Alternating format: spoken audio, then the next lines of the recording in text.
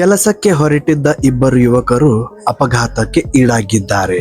ಕೊಪ್ಪಳ ತಾಲೂಕಿನ ಕಾಮನೂರ್ ಬಳಿ ಬೆಳಗಿನ ಜಾವ ಭೀಕರ ರಸ್ತೆ ಅಪಘಾತವೊಂದು ಸಂಭವಿಸಿದೆ.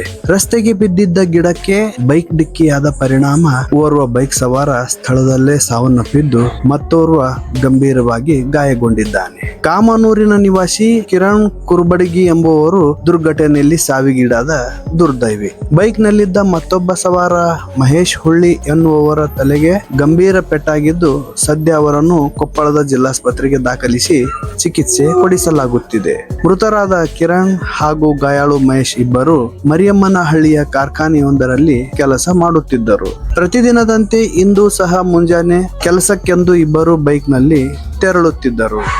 ಆದರೆ ಮುಂಜಾನೆ ಸುಮಾರು 4 ಗಂಟೆಯ ವೇಳೆಗೆ ರಸ್ತೆಯಲ್ಲಿದ್ದ ಗಿಡ ಕಾಣಿಸದೆ ಈ ದುರಂತ ಸಂಭವಿಸಿದೆ ಎಂದು ಸ್ಥಳೀಯರು ಅಭಿಪ್ರಾಯಪಟ್ಟಿದ್ದಾರೆ.